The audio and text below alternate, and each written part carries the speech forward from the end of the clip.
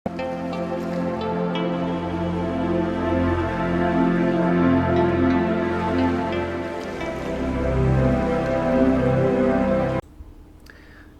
दोस्तों, हम हैं पूर्व जन्म की कहानियों के कथावाचक, past life regression expert, life and leadership coach Hitesh Chhabra.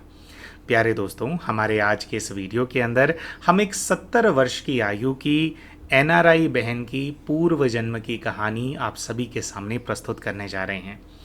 प्यारे दोस्तों, अमूमन तौर पे जब भी कोई व्यक्ति पास्ट लाइफ रिग्रेशन कराता है तो उनके जो कंसर्न्स होते हैं वो ज़्यादातर रिलेशनशिप इश्यूज से जुड़े हुए होते हैं। यानी कि जो उनके सगे संबंधी हैं उनको ऐसे सगे संबंधी क्यों मिले, उन्होंने इस प्रकार का दुख उनको क्यों दिया, या उनके जीवन में उनकी ग्रोथ क्यों रुकी हुई है, वो तरक्की क्यों नहीं कर पा रहे। इस प्रकार के जो सब्जेक्ट होते हैं उनको लेकर के सभी लोग पास्ट लाइफ रिग्रेशन कराते हैं, जो कि इनके केस के अंदर भी था। लेकिन इन बहन के केस के अंदर एक बहुत ही ज़्यादा इंटरेस्टिंग चीज़ है, और वह चीज़ ये है दोस्तों, बहन ने बताया कि मेरे प्यारे भाई, मेरे पूरे जीवन भर मैंने ऐसा अनुभव किया है कि जो गोरे होते हैं ना, गोरे जो वाइट होते हैं, ये कहती हैं कि जो गोरे होते हैं ना वो मुझसे डरते बहुत ज़्यादा हैं।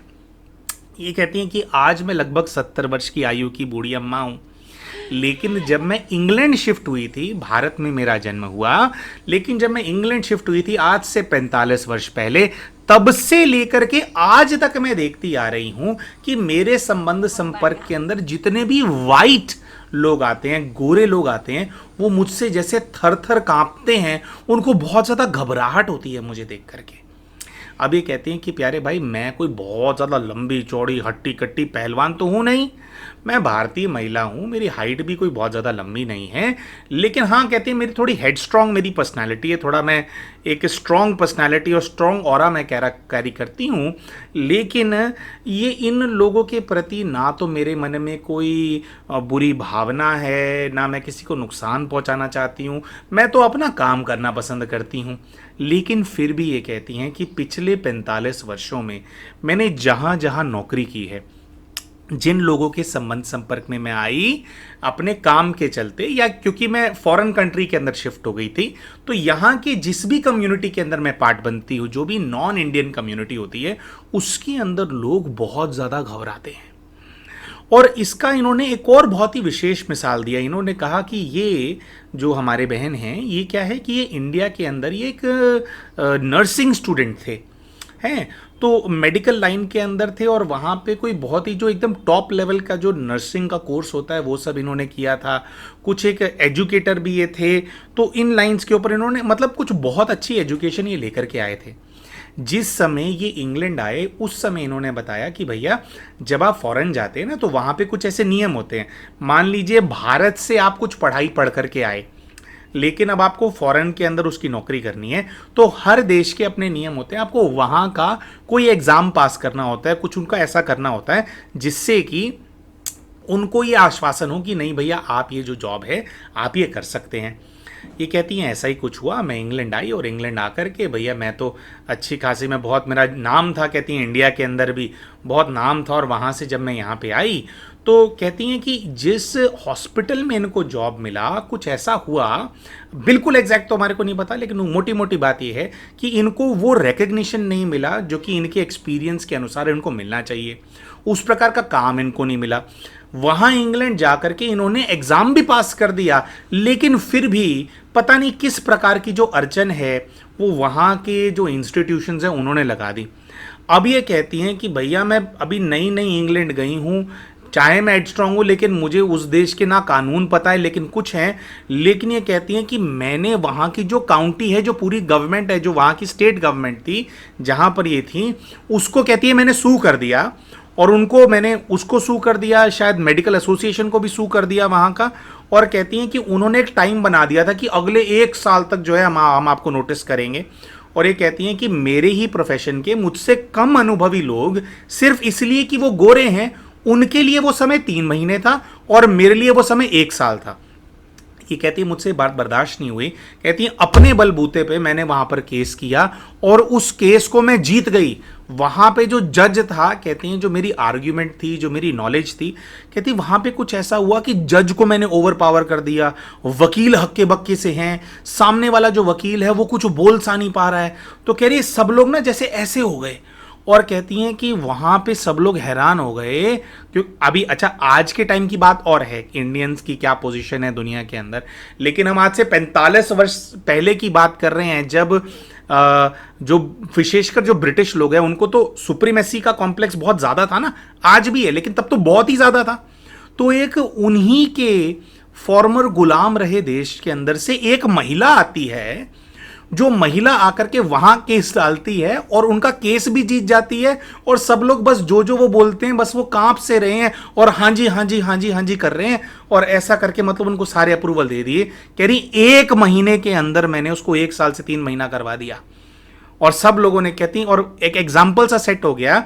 मेरे बाद सिमिलर केस वाले जितने भी भारतीय मूल के लोग वहां पर आए, कहती उनमें से किसी को भी वो फेस नहीं करना पड़ा जो कि मुझे फेस करना पड़ा।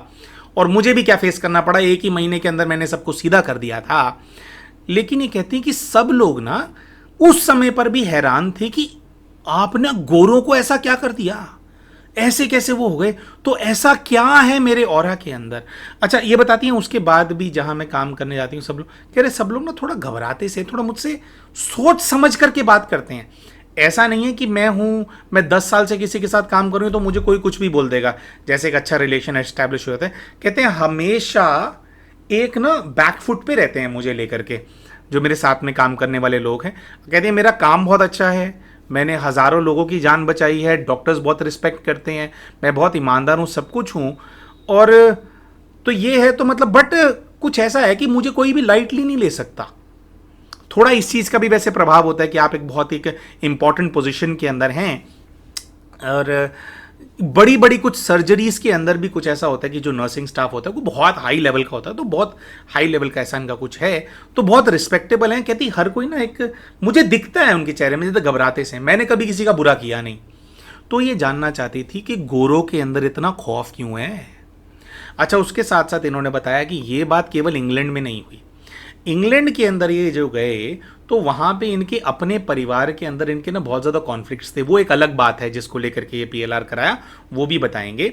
इन्होंने बताया कि कुछ ही समय में इंग्लैंड में 8-10 साल में इंग्लैंड में रही, लेकिन जो इनकी मदर इन लॉ हैं ये कहती है उनका और मेरा जो रिलेशन है ना बहुत ज़्यादा, हम लोग एंटी थे एक दूसरे के, हमारी एनर्जीज बिल्कुल नहीं मिलती हैं, एक दूसरे के कट्टर दुश्मन से हैं। तो कहती हैं मुझे ऐसा लगा कि भैया इंग्लैंड में ज़्यादा क्या रहना। तो कहती हैं कि मैं इस चीज़ के चलते कुछ ऐसा हुआ कि मैंने अपनी जॉब, और इनके जो पति हैं उन्होंने अपनी जो जॉब है उसको अमेरिका के अंदर ढूंढ लिया था। तो ये कहती हैं फिर इंग्लैंड छोड़ करके हम लोग अमेरिका आ गए। तो कहती है अमेरिका के अंदर भी जो पिछले मैं 30-35 वर्षों से रह रही हूं, इसके अंदर भी वही कहानी है। अब भाषा थोड़ी सी अलग है, एक्सेंट थोड़ा सा अलग है, लेकिन गोरे तो यहाँ पे भी हैं। कह रही यहाँ पे भी गोरे हैं जो मुझसे डरते से रहते हैं, कांपते से रहते हैं। तो मैं जानना चाहती हूँ कि क्या है। तो एक तो ये चीज़ थी जिसको लेकर के जो माता जी हैं, जो बहन हैं 70 वर्ष की आयु के, इन्होंने अपना पास्ट लाइफ रिग्रेशन कराया। अच्छा अमूमन तौर पे इतने जैसे आयु है तो इस केस में पीएलआर नहीं किया जाता है, लेकिन जैसे माता जी इनकी पर्सनालिटी बहुत स्ट्रांग है, एकदम फिट हैं, तो एक थोड़ा हमारे को वो आया कि नहीं इनका किया जा सकता है। तो एज एन एक्सेप्शन इस एज के अंदर भी जो माता जी हैं उनका पास्ट लाइफ रिग्रेशन किया गया। अच्छा दोस्तों इसके अलावा वापस जाते हैं, इनके फैमिली के पूरे इश्यूज़ के बारे में बात करते हैं।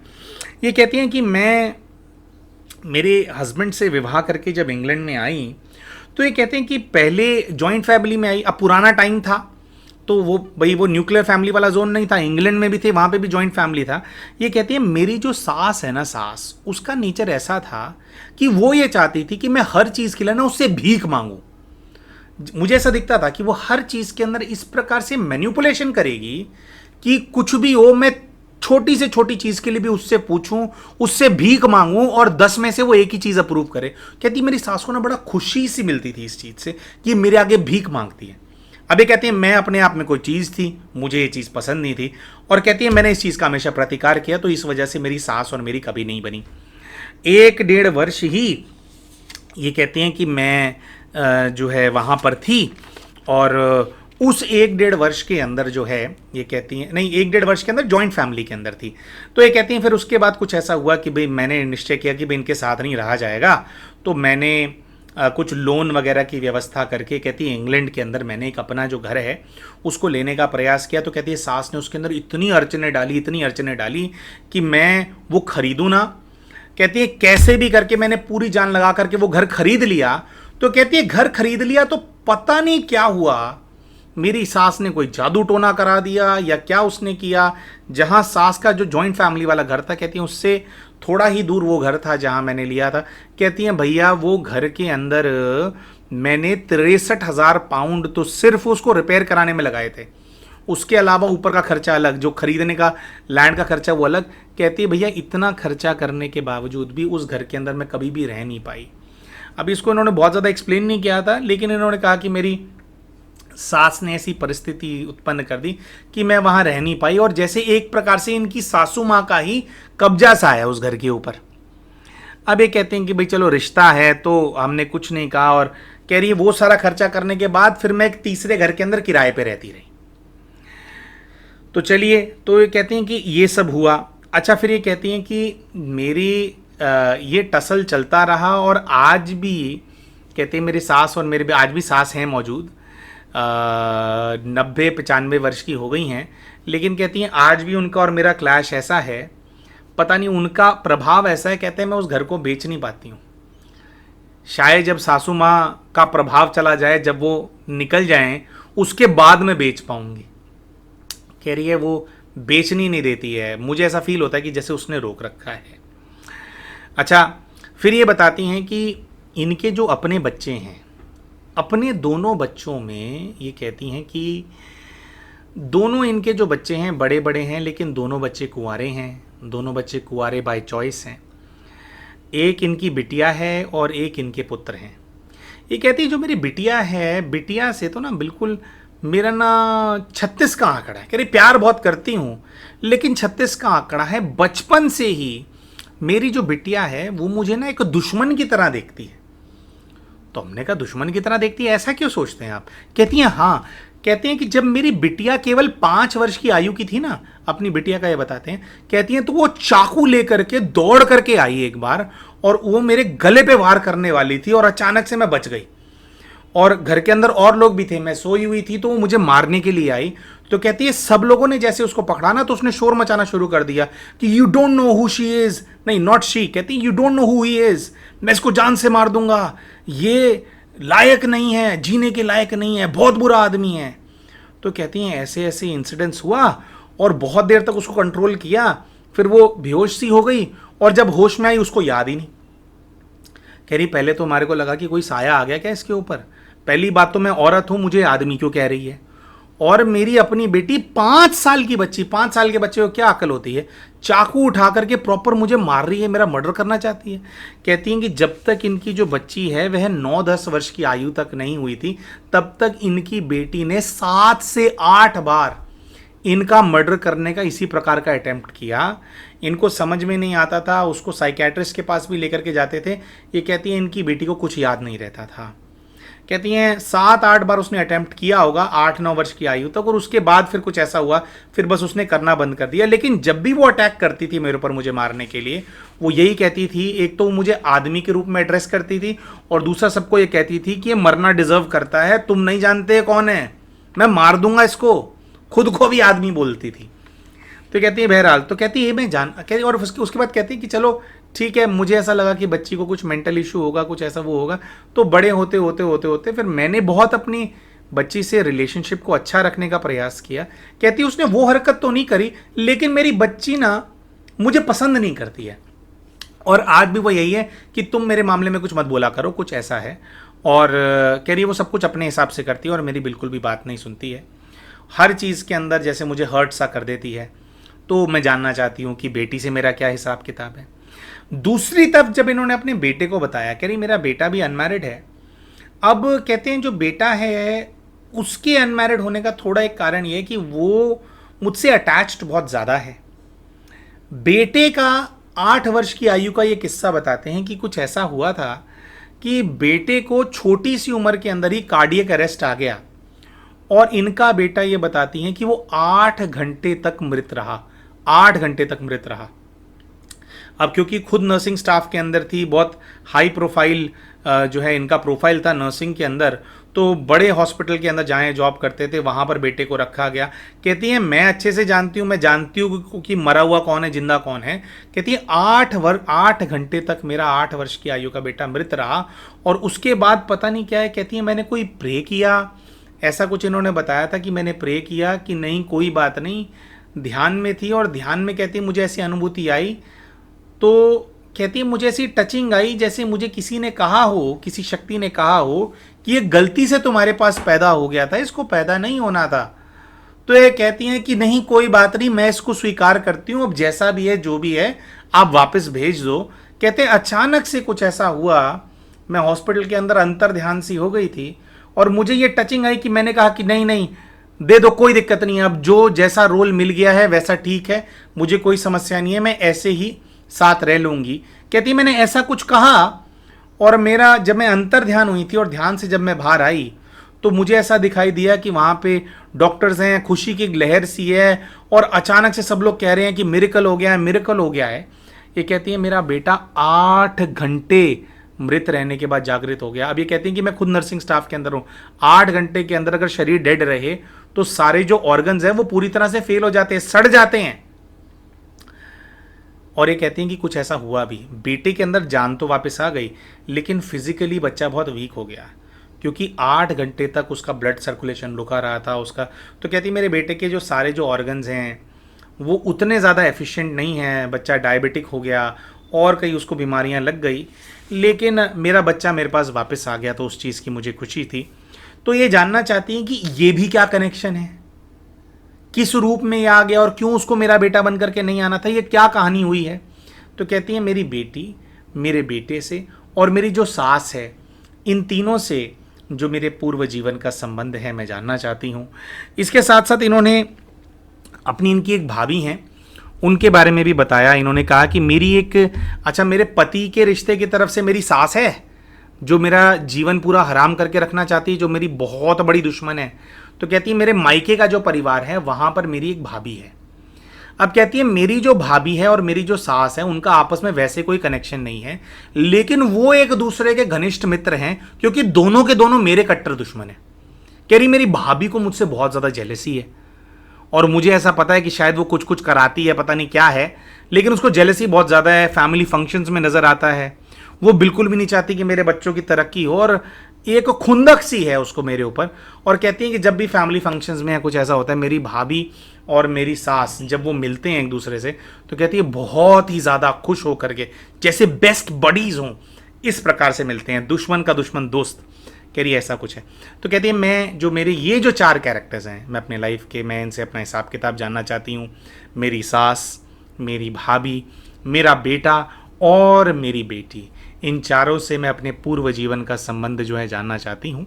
प्यारे दोस्तों, इन्हीं सभी चीज़ों को लेकर के इन बहन का पास्ट लाइफ रिग्रेशन किया गया, और अपने पूर्व जीवन के अंदर जो इन्होंने लाइफ जो देखी उसके अंदर से ये सभी जो कैरेक्टर्स हैं इनके बारे में जान पाए, और क्या इनका हिसाब किताब है उसके बारे में ये पता लगा पाए थे।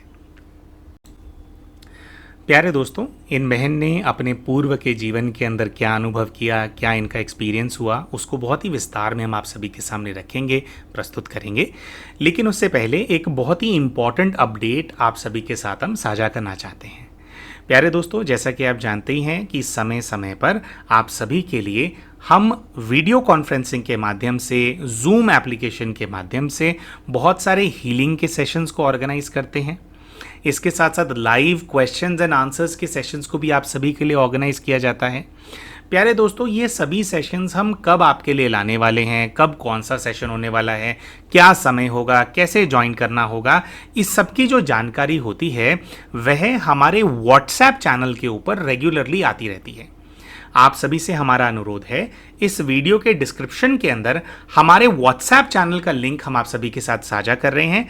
आप कृपया उसको फॉलो कर लीजिए, ताकि जब भी कोई हीलिंग का या डिस्कशन का या कोई और सेशन हम आपके लिए ऑर्गेनाइज करें, या कोई भी नया वीडियो हम लाएं, उसका अपडेट जो हम डालें, उस किसी भी अपडेट को आप मिस ना करें।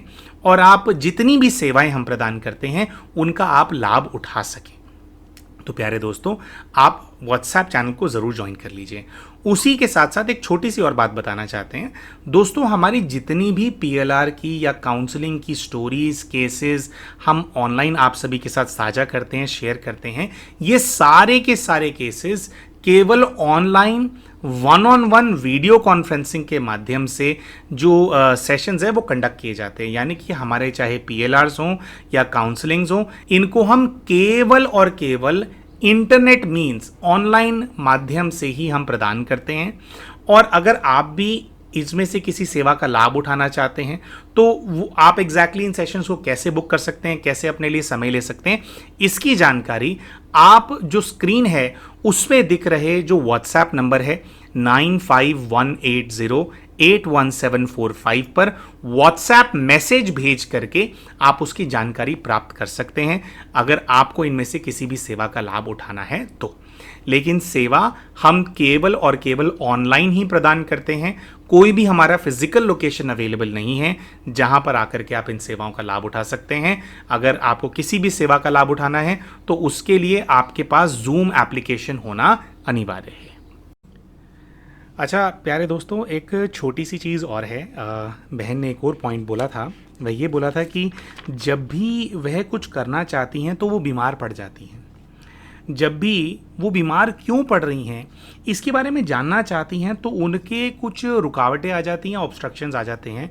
और हम आपको बताना चाहेंगे कि ये बहन ने जब पास्ट लाइफ रिग्रेशन कराने का प्रयास किया था तो 2 बार इनका सेशन रीस्केड्यूल हुआ था। हमारे साथ कुछ ऐसी परिस्थिति आ गई थी कि हम इनका पीएलआर नहीं कर पा रहे थे। पहली बार किया तो हमें कहीं जाना पड़ गया अचानक से, दूसरी बार किया जिस दिन करना था तो हमारी तबीयत खराब हो गई, उस दिन हमारी खराब हो गई और इन बहन का पीएलआर नहीं कर पाए। तीसरी बारी में जाकर के फिर इनका हम पास्ट लाइफ रिग्रेशन कर पाए थे। तो अब बहन ने बताया था कि भैया देखो ये भी मैंने कराना चाहा तो इसमें रुकावट आ गई। तो ये बहन ये भी जानना चाहती थी कि जब भी ये कुछ कराना चाहती हैं तो उसके अंदर क्यों ऑब्स्ट्रक्शन आते हैं, क्यों ये बीमार पड़ जाती हैं या हम क्यों बीमार पड़ गए, तो ऐसा क्या है, कौन सी शक्ति है जो कि इनकी जो मुसीबतें हैं उससे बाहर निकलने से इनको रोक रही हैं, ये जो है ये बहन जानना चाहती थी। तो आइए प्यारे दोस्तों, अब हम बात करते हैं कि इन्होंने अपने पूर्व जीवन के अंदर एग्जैक्टली क्या देखा। तो अपने पूर्व जीवन के दृश्य के अंदर ये ऐसा देखती हैं कि ये खुले आसमान के नीचे कहीं खड़े हैं। नीचे कच्ची मिट्टी की ज़मीन इनको नज़र आती है जिसके ऊपर ये देखती हैं कि इन्होंने जो पैर हैं, पैर के अंदर काले रंग के बूट्स पहने हुए हैं। पैरों से ध्यान ऊपर लेकर के जाती हैं, अपने टांगों में देखती हैं तो बताती हैं कि ब्लूइश ग्रे कलर की एक पैंट इन्होंने पहनी हुई है और ऊपर फिर देखती हैं तो सफ़ेद रंग की एक शर्ट इनको नज़र आती है। और ये कहती हैं कि एक पुरुष के रूप में मैं अपने आप को देख रही हूँ। एक पुरुष है जिसके चेहरे पे लाइट मुस्टैश है, मतलब पतले पतले रंग, पतली मूछें हैं उसकी, और उसने इस प्रकार के कपड़े पहने हुए हैं।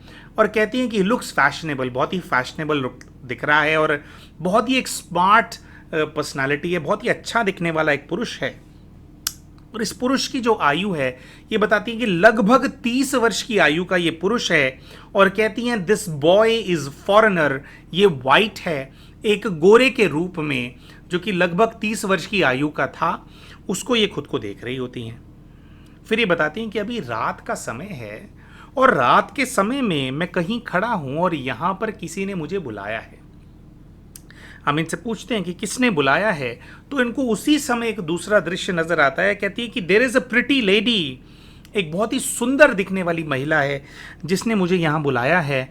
और ये आती है और आते ही वो बताती हैं कि वो जो महिला है वो मुझे किस करने लग गई हैं और वो मुझे किस कर रही है और ऐसे कर रही है, बट कह रही कि मैं बहुत अनकंफर्टेबल हूँ, मैं अपने आप को उससे छुड़ाने का प्रयास कर रहा हूँ। ये कहती कि उसने कहा था कि देयर इज समथिंग इम्पॉर्टेंट, कुछ बहुत ही इम्पॉर्टेंट है, उसके लिए आप यहाँ आओ, मेरे पास ऐसा संदेशा आया था। और आते ही उसने ऐसा करना शुरू कर दिया। फिर आई कोट, ये ऐसा बोलते हैं, इन्होंने एग्जैक्टली ये टर्म्स यूज किए, ये कह रहे हैं I am telling her not to touch मी।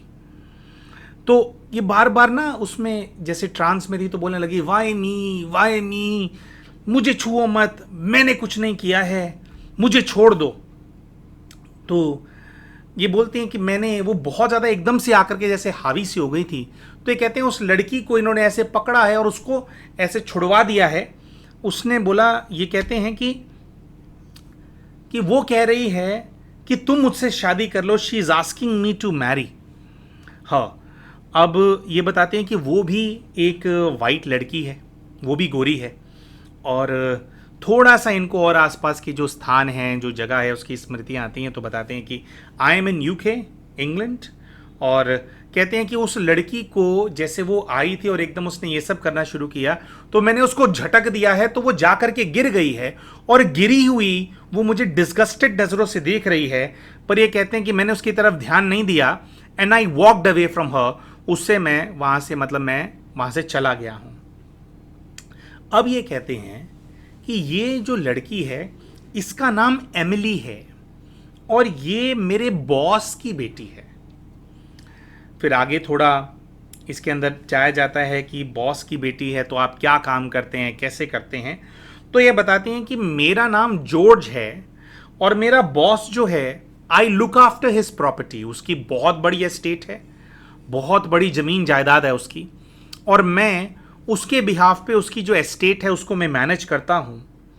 और ये कहती हैं कि जो मेरा बॉस है वो लाइव स्टॉक रखता है अपनी एस्टेट पे, जैसे कि भेड़, बकरियां, गायें, जो उसको पशुधन बोलते हैं, लाइव स्टॉक उसको वो बोल रहे थे अंग्रेजी में। कह रहे हैं वो मेरा बॉस रखता है, और मैं अपना जो है वो मैं मेंटेन करता हूँ। अब यहाँ पर ये बताते हैं कि जो एमिली का जो डैड है, ये जिस लड़की का जो डैड है जिसके लिए मैं काम करता हूँ, he is related to the king. राजा का वो कोई दूर का रिश्तेदार लगता है, and he is a very powerful man. और ये कहते हैं कि वो जो व्यक्ति है उसका नाम ये बताते हैं कि जिसका मैं एस्टेट मैनेज करता हूँ, जो मेरा बॉस है, ये कहते हैं कि उसका नाम जॉर्डन है। अभी यहाँ तक दोस्तों इनको ऐसा लग रहा था कि ये उसके लिए काम करते हैं और उसकी एस्टेट मैनेज करते हैं, बस ऐसा ही कुछ है। लेकिन धीरे धीरे इनको ऐसा समझ में आने लगता है कि जो जॉर्डन है वो इनका कोई रिश्तेदार है। ये जवान है, तो क्योंकि ये जवान है तो ये अपनी एस्टेट भी मैनेज करता है, और इसकी जो एस्टेट है, जो इसकी पूरी धन है, जो संपदा है, जो पूरी जायदाद है, उसके साथ ही जुड़ी हुई है जॉर्डन की जायदाद भी। और जॉर्डन की काफ़ी ज़्यादा उम्र हो चुकी है, 60-65 वर्ष की आयु का है वो, जिसकी वजह से वो इसको अपने बेटे की तरह मानता है। तो अपनी एस्टेट भी ये मैनेज करता है और उसकी एस्टेट भी ये मैनेज करता है। और ये देखते हैं कि मैं जो हूँ, मैं भी राजवंश से मैं जुड़ा हुआ हूँ, I am also related to the king. फिर ये आगे देखते हैं कि जो एमिली है एक प्रकार से मेरी दूर की कज़न है, और इनको एक ऐसा दृश्य नज़र आता है कि जिसके अंदर ये एक बार किसी डांस पे गए थे, और उस डांस के अंदर ये एमिली के साथ डांस कर रहे थे। फिर ये बताते हैं कि when I was at that dance, every girl wanted to marry me. कह रही मेरे पास धन है, मेरे पास संपदा है, मैं बहुत खूबसूरत हूँ देखने में, बहुत ज़्यादा हैंडसम हूँ, मेरे पास सब कुछ है, मेरी दुनिया में वो, मेरे पास दुनिया का वो सब कुछ है जो किसी भी एक लड़की को चाहिए होता है। और कहती है मैं बहुत जेंटलमैन हूँ, मैं किसी लड़की के साथ कोई बदतमीजी नहीं करता हूँ, किसी का फ़ायदा उठाने की कोशिश नहीं करता हूँ, मुझे पता है कि मेरी लिमिट्स क्या हैं, मैं लड़कियों का बहुत ज़्यादा सम्मान करता हूँ, जिसकी वजह से उस डांस में हर एक कन्या जो है वो मुझसे विवाह करना चाहती है। और कहते हैं क्योंकि मैं बहुत ही स्ट्रेट अप हूँ और एक बहुत ही जेन्युइन किस्म का इंसान हूँ, इसी वजह से जो जॉर्डन है उसने अपनी एस्टेट भी मुझे मैनेज करने के लिए दे रखी है, बिना किसी डर के। उसको पता है कि मैं किसी प्रकार की धोखेबाजी नहीं करूंगा, और इसी वजह से उसकी जो बेटी है वो भी मुझसे प्रेम करती है। और शायद जॉर्डन भी यही चाहता है कि आगे चल करके उसकी जो बेटी है उसका मुझसे विवाह हो जाए। लेकिन ये कहते हैं कि जो एमिली है मुझे वो पसंद नहीं है, आई रिजेक्टेड हर, मुझे उसका नेचर नहीं पसंद और वो मुझे पाना चाहती है। तो ये कहते हैं कि वहाँ पर मुझे ऐसा दिख रहा है कि मैंने एमिली से शादी नहीं की है, मैंने एक दूसरी कन्या से शादी कर ली है। और जिस दूसरी कन्या से जब शादी मेरी हो रही है तो चर्च के अंदर वो सब कुछ हो रहा है, और एमिली, जॉर्डन और जो और दूर के कुछ रिश्तेदार हैं वहाँ पर वो मुझे नज़र आ रहे हैं। ये कहते हैं मेरे माता पिता हैं नहीं, मेरे माता पिता की मृत्यु हो चुकी है, यही लोग मेरे रिश्तेदार हैं। कहते हैं कि जिस कन्या से मैंने विवाह किया वो कन्या बहुत कोई सुंदर कन्या नहीं है, वो ठीक ठाक दिखती है, लेकिन मुझे उससे प्यार है। और जो एमिली है, एमिली बहुत ज़्यादा सुंदर थी। तो ये कहते हैं कि भाई जो एमिली है ना, वो उसकी आंखों में मुझे दिखाई दे रहा है कि वो मेरी शादी होते हुए नहीं देख पा रही है। वो बहुत ज़्यादा गुस्से में है, सबसे आगे की सीट पे बैठी है और उसने अपने जो हाथ हैं उसको ऐसे भींच रखा है, और जैसे कि वो बस ऐसा मुझे दिखाई दे रहा है कि अगर एमिली का बस चले ना तो मेरी पत्नी का गला दबा करके उसको मार दे। उसको बिल्कुल भी बर्दाश्त नहीं हो रहा है। और एमिली इस बात को समझ नहीं पा रही है कि एक बदसूरत औरत से मैं कैसे शादी कर सकता हूं। अब ये कहते हैं कि मेरी पत्नी बदसूरत नहीं है, वो ठीक ठाक दिखती हैं, लेकिन एमिली को ये लगता है कि मैं बहुत ज़्यादा डिजर्व करता था, मैं तो कोई हूर की परी है, उससे मुझे शादी होनी चाहिए थी, और एमिली के हिसाब से उससे शादी होनी चाहिए थी। तो ये कहते हैं कि जो एमिली है वो, मुझे उसकी आंखों में ऐसा नजर आ रहा है that she wants to take away everything from me, सब कुछ ले जाना चाहती है। अब ये कहते हैं कि जो मेरे को जो शादी है, शादी अब हो गई है, तो शादी के कुछ वर्ष बाद का मुझे जो दृश्य है वो नज़र आ रहा है, 1-2 वर्ष ही बाद का कुछ वो दृश्य है। कहती हैं कि मेरे 2 छोटे छोटे बच्चे हैं, and my wife has Saint my children away. अच्छा सॉरी, बच्चे जो हैं वो इनको 5 और 7 वर्ष की आयु के नज़र आ रहे होते हैं, तो विवाह को 8-1 वर्ष हो चुके हैं। ये कहती हैं कि my wife has sent the children away because they may be in danger, Emily might hurt them. तो इनके विवाह को एक लंबा समय हो गया है, कुछ अब इनको परिस्थितियां, जो एस्टेट ये मैनेज करते थे उसकी परिस्थितियां काफ़ी बदल गई हैं। जो जॉर्डन की एस्टेट थी, जिस पे वैसे भी इनका हक नहीं था, मालिकाना हक नहीं था, लेकिन उसकी जो जायदाद है, जो उसकी एस्टेट है और इसकी जो एस्टेट है वो कनेक्टेड है, उस पर बाउंड्रीज हैं। इन दोनों की जो खेत हैं उसके बीच में बाउंड्रीज हैं, खेत मिलते हैं एक दूसरे से, और बहुत बड़ी जायदाद है। जॉर्डन की भी बहुत बड़ी जायदाद है, इसकी भी बहुत बड़ी जायदाद है। अब ये देखते हैं कि जॉर्डन की जायदाद को इन्होंने मैनेज करना बंद कर दिया है, जॉर्डन और बूढ़ा हो गया है, लेकिन एमिली ने अब जो उसकी जो पूरी जायदाद है उसको अपने कंट्रोल में ले लिया है। एमिली ने अपने पास बहुत सारे गुंडे हैं, उनको रख लिया है, उसके पास एक पूरी फौज है जो कि वो जो एस्टेट है उसको मैनेज करती हैं। ये कहते हैं कि मेरे पास भी नौकर चाकर है, लेकिन मुझे भाड़े के गुंडों की ज़रूरत नहीं है। अपनी पर्सनैलिटी ये देखते हैं कि इन्होंने अच्छा अपना बिल्ट तो इनका पहले से ही था, लेकिन जो काफ़ी बफी हो गए हैं अब, ये काफ़ी एक और जैसे स्ट्रॉन्गर इनकी एक पर्सनैलिटी है, ऐसी इनको नज़र आ रही होती है। अब ये आगे देखते हैं कि अचानक से इनको एक ऐसा दृश्य नज़र आ रहा है जिसके अंदर ये अपने घर के अंदर अकेले हैं, शराब पी रहे हैं, और शराब पीते पीते इनके मन में संकल्प आ रहा है कि I will destroy the people who have destroyed my life. सबका मैं सर्वनाश कर दूंगा जिन्होंने मेरे जीवन को बर्बाद किया। तो हम इनसे पूछते हैं कि क्या आपका जीवन बर्बाद किया है। तो जब हम इनसे पूछते हैं कि आपका क्या जीवन बर्बाद किया, तो ये उसका जवाब नहीं देते। ये कहते हैं if I can't be happy I will not let anyone to stay happy. किसी को खुश नहीं रहने दूंगा। ये बताते हैं कि every day I go out and I beat people. रोज रोज शराब पीते हैं, बाहर निकलते हैं, कुछ लोगों को ढूंढते हैं, और जो कोई उनको मिल जाता है उसको बहुत बुरी तरह से मारते हैं। इतना मारते हैं कि मार मार करके उसका जो चेहरा है उसको बिगाड़ देते हैं, जिसको बोलते हैं ना बीटिंग टिल द पल्प, कि जैसे पूरा एक बुरी हालत कर देते हैं, इतना ज़्यादा मारते हैं। एक एक करके ये बताते हैं कि मैं लोगों को पिक कर रहा हूँ, कुछ हो गया है। अभी समझ में नहीं आ रहा था कि क्या डिस्ट्रॉय हुआ है लाइफ के अंदर। अभी बस इनको ये इस दृश्य के अंदर चले गए थे कि मैं जा रहा हूँ, लोगों को मार रहा हूँ। अब हम इनसे पूछते हैं कि आप ऐसा कर रहे हो, तो पुलिस, ये कहते हैं I am a powerful man, no one can touch me. बहुत ताकतवर हूं, बहुत पैसा है मेरे पास, मैं रॉयल हूं, मैं राजा के खानदान से बिलोंग रखता हूं, तो पुलिस वुलिस मेरे लिए नहीं है, मैं जो मर्जी कर सकता हूं। और ये कहते हैं कि I make sure that they know they can't mess with sir George. अब ये जो लाइन इन्होंने बोली दोस्तों, सर जॉर्ज मतलब कि लॉर्ड की पदवी है इस व्यक्ति के पास। जो भी रॉयल फैमिली के लोग होते थे, एक प्रकार से जो सर बोलने की जो प्रथा है वो रॉयल्स के लिए होती है ना। तो सर जॉर्ज इनको बोल रहे हैं, मतलब इनका बहुत रसूख है, बहुत ही जाने माने व्यक्ति हैं और वाकई में इनका एक ऐसा पोजीशन है जिसको कोई टच नहीं कर सकता। अब ये पीट किन लोगों को रहे हैं? तो हम इनसे पूछते हैं कि भाई किसके ऊपर अत्याचार कर रहे हो, किनको मार मार करके किसका भूत बना रहे हो, बताओ तो सही। तो ये कहते हैं they use to send people to kill मी।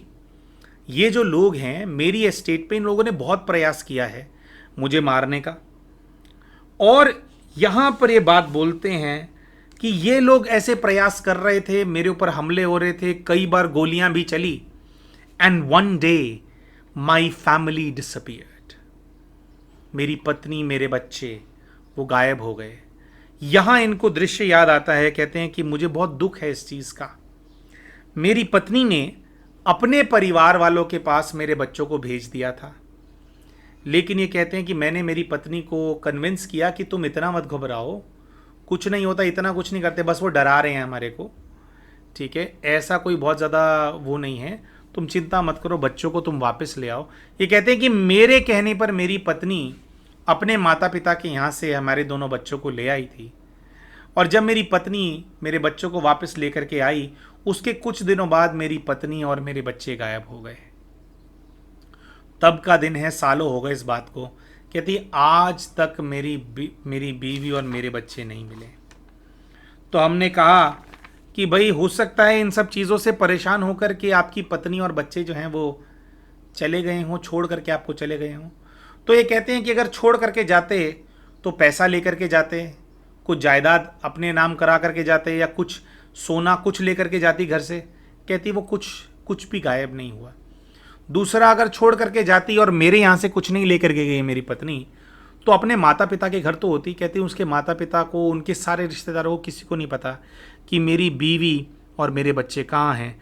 कहती है कि मैं जानता हूँ, मैं क्योंकि वहाँ पे पुरुष थे, कह रहे कि मैं जानता हूँ अच्छे से कि एमिली का जो परिवार है, इन लोगों ने मेरी जो बीवी है और मेरे बच्चे हैं उनको मार दिया है, उनको कहीं दफन कर दिया है। और कहते हैं कि मेरे दिल में बहुत ज़्यादा दुख है। कहते हैं कि मैं एग्जैक्टली नहीं जानता हूं कि किसने मारा है, लेकिन जितने लोगों ने एमिली का साथ दिया, जितने लोग एमिली के साथ के हैं, ये कहते हैं कि उन्हीं लोगों को मैं जा करके पीटता हूं, मारता हूं। मुझे नहीं पता एग्जैक्टली किसने किया, लेकिन उसके जितने गुंडे हैं, और एमिली के बहुत सारे गुंडे थे, बहुत बड़ी एस्टेट थी, एक मतलब हंड्रेड्स ऑफ एकर्स की जो एस्टेट होती है उस टाइप की एस्टेट थी, क्योंकि जैसे राजा के परिवार के थे तो उसके हिसाब से धन संपदा होगी ना, तो बहुत लोग थे उसके पास। ये कहते हैं कि वो 50 हैं, लेकिन मुझे किसी का डर नहीं, मैं कोई गुंडा नहीं हूं। ये कहते हैं एक एक करके मैं उसके गुंडों को पिक कर रहा हूं और मैं किसी से नहीं डरता। मेरे से सामने आकर के लड़ने में उनकी हिम्मत नहीं है, वो पीछे से वार करना चाहते हैं, मुझे किसी प्रकार से मार देना चाहते हैं, लेकिन कहते हैं मैं उनको वो मौका नहीं दूंगा। ऐसा खौफ भर दूंगा उनके अंदर कि वो यहां पर आने का, यहां देखने का हिम्मत नहीं करेंगे। तो अब बात यह है दोस्तों कि ये जायदाद की जंग कम थी और नफरत की जंग ज़्यादा थी। एमिली इस चीज़ को बिल्कुल बर्दाश्त नहीं कर पाई कि उसको इन्होंने रिजेक्ट कर दिया था। असली में बदला उस चीज़ का था, और क्योंकि ये पूरा युद्ध चल रहा था तो इनको ऐसा पता लगा कि जो जॉर्डन है, जो कि एमिली के पिता हैं, वो भी इनसे नफरत करने लग गए हैं। उनके अंदर भी इनको लेकर, क्योंकि उन्हीं के लोगों से इनका रेगुलर, कह रहे मैं एकदम राक्षस जैसा बन गया हूं मैं। तो जॉर्डन को बताती है एमिली कि अब ये हमला कराने वाली, वो हमला कराने वाली, उसको पता है, तो वो दोनों मिल करके ही मुझे दबाना चाहते हैं, लेकिन मेरे को दबा नहीं पा रहे हैं। फिर ये देखते हैं कि वो लोग जो हैं, एमिली का जो परिवार है, कहते हैं कि कॉमनर्स के ऊपर भी वो लोग कुछ अत्याचार करते थे, तो कई सारे कॉमनर्स हैं वो मेरे सपोर्ट में खड़े हो गए हैं। मैं उनको अपने साथ नहीं रखता हूं, लेकिन मेरे पास सपोर्ट बहुत ज़्यादा है। कहते हैं कि वो भी सेल्फिश हैं जो मेरे साथ खड़े हैं। कहते हैं मेरे साथ खड़े होकर के मारपीट तो करते हैं, लेकिन वो इसलिए करते हैं क्योंकि वो चाहते हैं कि मैं अपनी प्रॉपर्टी में से कुछ शेयर उनको दे दूंगा। सेल्फिश हैं, ऐसा इनको नज़र आता है। और इन्हीं सभी लोगों के अंदर इनको नज़र आता है कि इनके एस्टेट पे काम करने वाला एक नौकर है, एक ऐसा नौकर जो कि इनके सारे राज जानता है, एक ऐसा नौकर जिसको हर चीज़ की खबर होती है, एक ऐसा नौकर जिसको ये नाम से नहीं पुकारते थे। हमने पूछा कि नौकर का नाम क्या है, तो कहते हैं नाम से क्या पुकारना, आई जस्ट कॉल हिम ओए, ओए इधर आ, ओए डू दिस वर्क, ओए डू दैट। कहते वो जो नौकर है ना, उसको ना जॉर्ज बनना है, उसको सर जॉर्ज बनना है, वो मैं बनना चाहता है। वो चाहता है कि उसका भी मेरे जैसा दबदबा हो, वो चाहता है कि उसके पास भी मेरे जैसी ज़मीन जायदाद हो। वो मेरे पास काम इसलिए करता है, वो स्टडी करता है मेरे को कि ऐसी पर्सनालिटी कैसे मेंटेन करें। लेकिन ये कहते हैं कि जैसे मैं उसको ओए ओए करके बुलाता हूँ, मैं बहुत रूड हो गया हूँ, बहुत रूखा हो गया हूँ, तो कहते हैं उसकी वजह से वो मुझसे बहुत नफरत करता है। और जो नौकर है उसकी आंखों में ये है, वो ये कहता है कि तुम एक कातिल हो।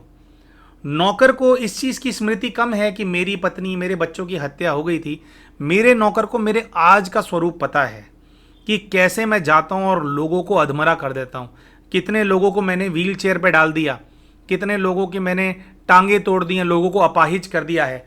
तो नौकर ये सब कुछ देखता है। कहते हैं वो मुझसे इंस्पायर्ड भी है, मुझसे घबराता भी है और मेरे इस रूप से नफरत भी करता है। तो वो मेरे जैसा बनना भी चाहता है, लेकिन उसको मुझसे नफरत भी है। तो ऐसा ये देखते हैं कि वो मुझसे नफरत करता है। ही always copies me.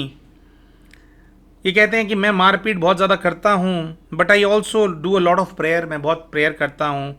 I do charity, बहुत चैरिटी करता हूँ, बहुत लोगों की मदद करता हूँ, पैसे से, हर चीज़ से मदद करता हूँ। आगे का ये दृश्य देखते हैं कि इनकी उम्र अब बड़ी हो गई है, और जो इनकी उम्र बड़ी हो गई है उसमें देखते हैं कि इनको कैंसर हो गया है। अब ये कहते हैं कि मुझे अनुभूति है कि मुझे कैंसर हो गया है। आज की नॉलेज से मुझे स्मृति आ रही है कि मुझे कैंसर है, मैं बहुत बीमार रहता हूँ। लेकिन उस समय पर जो कैंसर है वो डिस्कवर नहीं हुआ था, पता नहीं था कि ये कैंसर होता है। No one knows about cancer at that time. ये कहते हैं कि लेकिन उसी से ही मैं बीमार हुआ और मैं मर गया। अब ये कहते हैं कि मैं जब मर गया तो मेरा एक फ्यूनरल रखा गया। जब मेरा फ्यूनरल हो रहा है तो वहाँ पर सभी लोग आए हैं, और मेरे फ्यूनरल पे मुझे एमिली भी नज़र आ रही है। एमिली वहाँ पर आई है। कहते हैं कि मैं को ऐसा दिखाई दे रहा है कि मैं अपने शरीर से बाहर आकर के अपनी कब्र के बिल्कुल साथ में खड़ा हूँ, और मैं एमिली को देख रहा हूँ कि एमिली मेरी कब्र की तरफ देख रही है, और कुछ गुलाब के जो फूल हैं उसने मेरे ऊपर चढ़ाए हैं। कहते हैं कि मैं आत्मा हूँ और आत्मा के रूप में उसको देख रहा हूँ। एमिली की आंखों में मुझे बहुत ज़्यादा प्यार नज़र आता है और बहुत ज़्यादा नफरत भी नज़र आती है। कहते हैं कि मेरी कब्र पे एमिली खड़ी है, मेरी कब्र को ऐसे सहला रही है, उसके ऊपर जो पत्थर है उसको सहला रही है, उसको देख रही है, उसकी आंखों से आंसू निकल रहे हैं। वो आंसू एमिली की आंखों से निकल रहे हैं, और रोते रोते, फूट फूट के नहीं रो रही है, लेकिन जैसे स्तब्ध खड़ी है और आंखों से आंसू निकल रहे हैं। और उसके अंदर कहते हैं कि एमिली कहती है, I will have my revenge. कह रहे कि एमिली कह रही है कि मैं छोड़ूंगी नहीं तुझे। तूने पूरी जिंदगी भर मुझे धिक्कारा, मैंने सब कुछ किया, लेकिन तूने मुझे धिक्कारा, मैं तुझे छोड़ूंगी नहीं। I will have my revenge. ये कहते हैं कि मैं आत्मा हूं, और आत्मा के रूप में मैं हंस रहा हूं कि तू पागल हो गई है, मैं मर गया हूं, how will you have revenge. ये कहते हैं कि उस समय मुझे भी समझ नहीं आ रहा है कि शायद मुझे दोबारा जन्म लेना पड़ेगा, मुझे दोबारा जन्म होता है, इन सब चीज़ों की भासना नहीं है। मैं तो वेट कर रहा हूं कि मैं शायद नरक जाऊंगा या स्वर्ग जाऊंगा। कहते मुझे पता नहीं है आत्मिक रूप में भी कि पुनर्जन्म हो जाता है। कहते थोड़ा टाइम में शायद भटका भी, लेकिन ये कहते कि वहाँ का दृश्य बहुत ही अनूठा है। मुझे बहुत हंसी आ रही है कि मैं पूरी जिंदगी भर तेरे सामने नहीं झुका, तू क्या कर लेगी? तू जितना मर्जी झुकाने की तूने कोशिश करी, मैं नहीं झुका। तू, ना तेरे गुंडे, ना तुम्हारी पावर कुछ काम नहीं आया। आई एम सर जॉर्ज, ऐसा बोलते हैं। और वहाँ पर इनको फिर ऐसा दृश्य आता है कि बस इसी के अंदर ही फिर आगे वो हुआ। बहुत आगे का फिर हम इनसे पूछते हैं कि फिर आगे कहाँ जन्म हुआ, क्या हुआ, तो थोड़ा इनको ये ब्लैंक से हो जाते हैं। तो यहाँ पर सब कुछ ख़त्म होता है, तो फिर हम जो है इनको, इनकी जो स्पिरिट गाइड है उनके पास भेज देते हैं। अभी दोस्तों जो स्पिरिट गाइड हैं उन्होंने इनको क्या बताया, उनसे क्या बात हुई, उसके बारे में बात करेंगे। लेकिन उससे पहले हम आपको बताना चाहेंगे कि ये जो सारे कैरेक्टर्स इनको नज़र आए, इनमें कौन सा कैरेक्टर इनके इस जीवन में कौन था। तो चलिए दोस्तों बात करते हैं कि पूर्व जीवन के जो कैरेक्टर्स हैं, कौन सा कैरेक्टर कौन था इस जीवन में, और पूर्व जीवन का और इस जीवन की भावना का आपस में क्या संबंध था। सबसे पहले तो जो सबसे स्ट्रॉन्ग कैरेक्टर इनको अपने पास्ट लाइफ में जो नजर आया था, जो एमिली थी, एमिली को इन्होंने अपनी सास के रूप में देखा। इनकी इस जीवन की जो सास है, वो सास जो कि इस जीवन में भी इनसे सब कुछ छीन लेना चाहती है, जो नहीं चाहती कि ये प्रॉपर्टियां बनाएं। इनकी एक सबसे पहली इंग्लैंड में बनाई हुई प्रॉपर्टी पे भी इनकी सास ने कब्जा किया हुआ है, जबकि फॉरेन कंट्रीज में तो ऐसा नहीं होता है, लेकिन फिर भी किया हुआ है। 95 साल की आयु है इनकी सास की, लेकिन आज भी उनको चैन नहीं है। वो कब्जा करके बैठी हैं। वो सास जो कि पूरा जीवन भर इनके बारे में कुछ कुछ बोलती रही, इनको परेशान करती रही, जिनसे इनका क्लैश रहा, वो इनके पिछले जीवन की वो कन्या है जो कि इनसे प्रेम करती थी, जिसने शायद प्रेम भी बहुत ज़्यादा टूट के किया और दुश्मनी भी बहुत ज़्यादा टूट करके इनसे निभाई। उसको इन्होंने अपने सास के रूप में देखा। प्यारे दोस्तों, पूर्व जीवन के अंदर इन्होंने अपनी एक पत्नी को देखा था, पत्नी जिससे ये बहुत ज़्यादा प्रेम करते थे। उसे बहुत ज़्यादा गहरा इनका प्रेम था, जो कि उतनी सुंदर नहीं थी, लेकिन आत्माओं का आपस में कुछ संबंध था। अपने पूर्व जीवन की जो पत्नी है, उनको इन्होंने अपने इस जीवन के बेटे के रूप में देखा। वो बेटा जिसको लेकर के इनको स्मृति आई थी, जब बेटा 8 घंटे के लिए मर गया था, इनको स्मृति आई थी कि गलती से ये बेटा बन करके पैदा हो गया, तुम्हारे यहाँ पे कुछ गलत हो गया है, इसको नहीं भेजना था, ये चला गया है। और इन्होंने कहा था कि कोई बात नहीं, अब जैसा है जो है। कहती हैं कि तब मुझे बात समझ में नहीं आई थी कि ऐसा क्या है, लेकिन अब जब इनका पीएलआर हुआ और पीएलआर के बाद वो इनका जो आज का जो बेटा है, वो इनकी पत्नी इनको नजर आई। कहती मेरे बेटा आज के जीवन में काफ़ी ज़्यादा इनसे अटैच्ड है। और इनके जो स्पिरिचुअल गाइड हैं, उन्होंने भी इसके ऊपर कुछ गाइडेंस दिया था कि आप दोनों का इतना गहरा प्रेम है कि माँ बेटे के संबंध में आप दोनों को एक दूसरे के साथ नहीं आना था, मिसमैच था, क्योंकि आपका एनर्जी कपल एनर्जी है। आज भी आपका जो बेटा है वो बहुत आपसे अटैच्ड है। इस एनर्जी में ऐसा होता है, अब हैं तो माँ बेटे, लेकिन इन दोनों को एक दूसरे का साथ बहुत ज़्यादा पसंद है, जिसकी वजह से भी बेटे ने, एक तो बेटे को मेडिकल इश्यूज़ भी हैं और आपके साथ वो रहना, कहते कि हम माँ बेटा एक दूसरे के साथ रहना बहुत पसंद करते हैं। बेटा पूरी सेवा करता है और हर मेरी ज़रूरत का ख्याल रखता है। तो कहते हैं आप दोनों पूर्व जीवन के जो है पति पत्नी है, वो पत्नी जिसको आपने इस दुनिया की सबसे खूबसूरत और दूसरी खूबसूरत लड़कियों के ऊपर चूज़ किया, क्योंकि उससे दिल का कुछ रिश्ता था, तो उसको इन्होंने अपने बेटे के रूप में देखा। फिर उसके बाद दोस्तों, वहाँ पर इनको एक नौकर नज़र आया था। नौकर एक सर्वेंट था, एक सर्वेंट जो कि बनना इनके जैसा चाहता था, लेकिन अंदर ही अंदर इनसे बहुत ज़्यादा नफरत करता था, क्योंकि इनके अंदर उनको एक खूनी नज़र आता था। इनके अंदर उनको एक ऐसा व्यक्ति नज़र आता था जो कि अधमरा करके आता है रोज़ किसी को। एक राक्षस देखता था वो नौकर, और राक्षस के साथ वो रहता था। दोस्तों, वो जो नौकर था इनके पूर्व जीवन का, जिसको ये ओए कह के बुलाते थे, जिसका नाम तक ये बता नहीं पाए थे क्योंकि ओए बोलने की इनको इतनी ज़्यादा आदत थी, वो नौकर इनको अपनी इस जीवन की जो बेटी है उस रूप में नज़र आया। इनकी इस जीवन की बेटी पूर्व जीवन का वो नौकर था जिसने इनके उस राक्षसी स्वरूप को अनुभव किया जो कि इनसे नफरत करता था। दोस्तों, इसके साथ साथ इन्होंने बहुत सारे कैरेक्टर्स को आइडेंटिफाई किया। अभी इतने सारे नाम तो हम क्या इसके अंदर वो करें, थोड़ा इरेलेवेंट लगेगा, लेकिन एक मोटा मोटा तौर पे जो एमिली के गुंडे थे जिनको इन्होंने अधमरा किया, 50 लोगों को इन्होंने पीटा था अपने पूर्व जीवन के अंदर, दहशत फैला रखी थी, वो सभी लोगों को एक एक करके इन्होंने उन सब लोगों के रूप में देखा जो कि अननेसेसरी इनसे बहुत ज़्यादा घबराते हैं। स्पेशली वो लोग जिनको इन्होंने विन ओवर किया। जैसे इनको कोई व्यक्ति उस जज के रूप में नज़र आया जिस जज ने वो पास कर दिया था कि हाँ जी कोई बात नहीं 3 महीने में ही ओके है, किया था ना इनके फेवर में। वकील नज़र आया, उनमें से एक व्यक्ति जो सामने विपरीत वाला वकील था वो दिखाई दिया, उसको पीट रखा है इन्होंने पास्ट लाइफ में।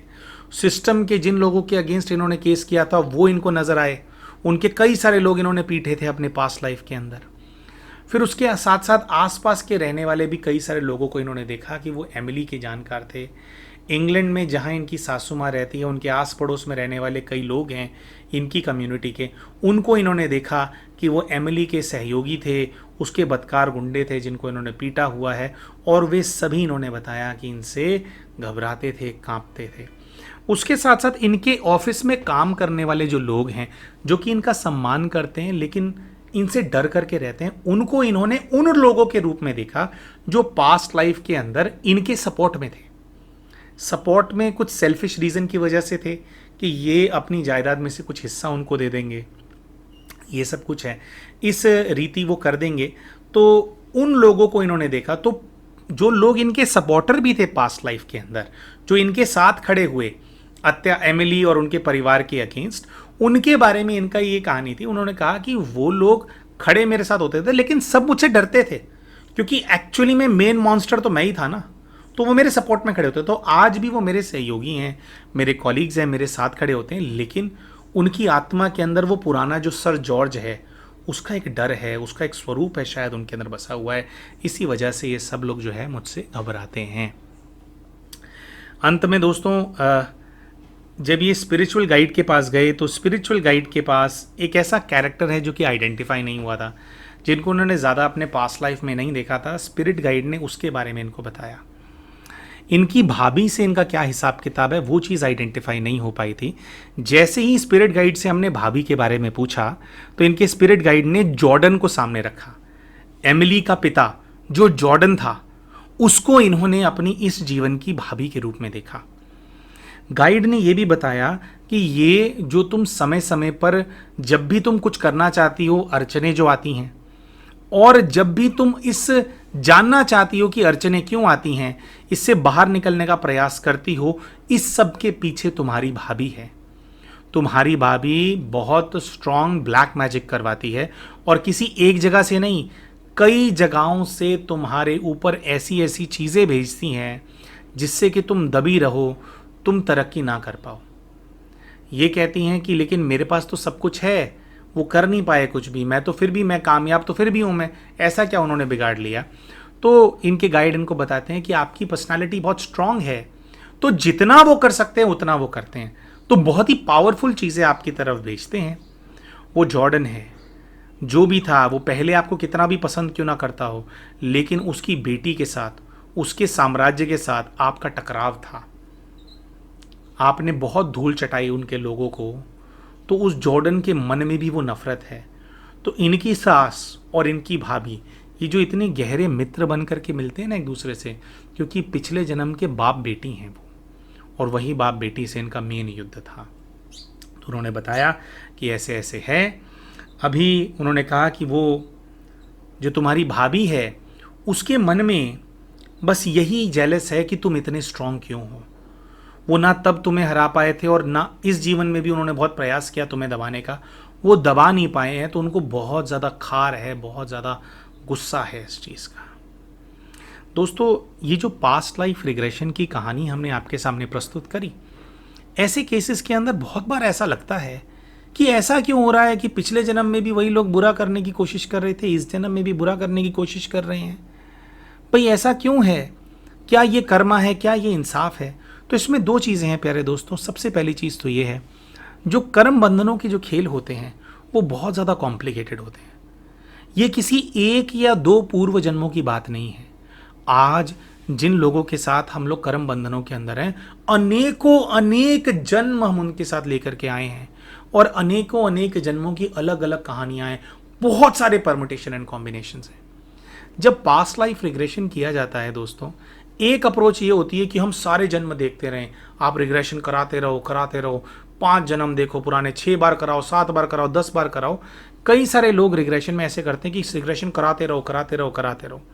थोड़ा हमारा बिलीफ सिस्टम ऐसा है प्यारे दोस्तों कि आपने एक आध बार पीएलआर कराया, या एक बारी में कुछ ठीक से समझ नहीं आया तो चलो 2 बार करा लिया, लेकिन हम बार बार पीएलआर कराना हम ये रेकमेंड नहीं करते हैं। हम जितनी भी कहानियां पोस्ट करते हैं, ये ज़्यादातर होता है कि एक ही बार पीएलआर किया और उसके अंदर से ही कहानी निकल करके सामने आ गई।